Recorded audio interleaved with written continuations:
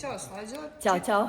Čitaoci portala Pinterest postavili su ti par pitanja, a nadamo se da ćeš iskreno odgovoriti. Ti znaš da sam ja uvijek iskrena, pucaj. Da li se vidiš kao Terzina supruga i majka njegove dece?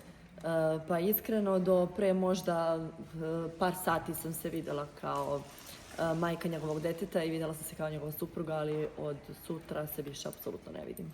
Blamolina, dokle ćeš biti toliko jeftina?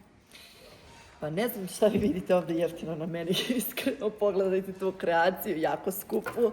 Znači Maja Vitez je u pitanju i naravno moj roli. Ja ne znam zaista i nadogradnja koste, maki, king hair, ja zaista ne znam gdje vi vidite tu jeftinoću, ali dobro znam da me mrazite, ne podnosite.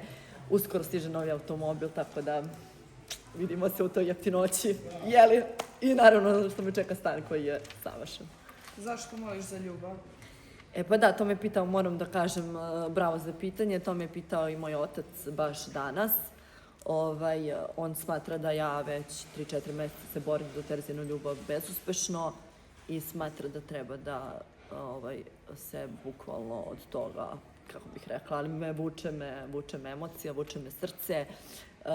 Jako sam se zaljubila, ali izgleda ću nazor morati da se odljubljujem, a to znači da ću samo putovati na Bali. A pitaću te samo što je to presudilo pre par sati da kažeš kraj?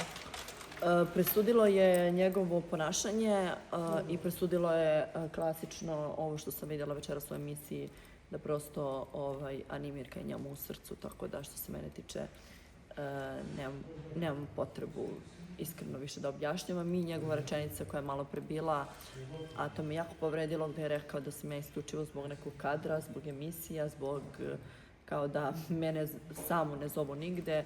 Ja, verujte, mene od novinara glava boli, mislim, ja obožavam Sedmu silu, ali mene bukvalno gdje god se ja pojavim, sutra imam 3 emisije, večeras radim isto ovu Narod pita, tako da ne mogu od emisija ja sama da postignem, a on je malo pre rekao kako ja preko njega želim da budem bitna.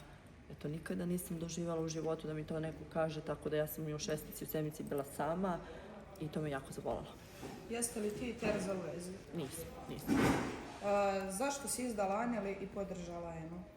Pa nisam ja izdala Aneli, Aneli izdala mene. Naravno da će njeni fanovi, kao što su govorili da sam izdala Maju, a Maja izdala mene. Enu nisam podržala nikada, jedinu osobu koju sam ja podržala, to je Anđela Đuričić. Slađo, kako bi ocenjala svoje učešće u Eliti 8 od 1 do 10? Pa naravno, čista 10. Smatraš li da si stvarno bolja od Maje? Naravno, u svakom smislu te reči. Maja treba da ide u penziju. Maja je osoba koja se istrošila jako lepo vizualno izgleda, odmah znači plastičaru svaka čast, ali se psihički ne leči.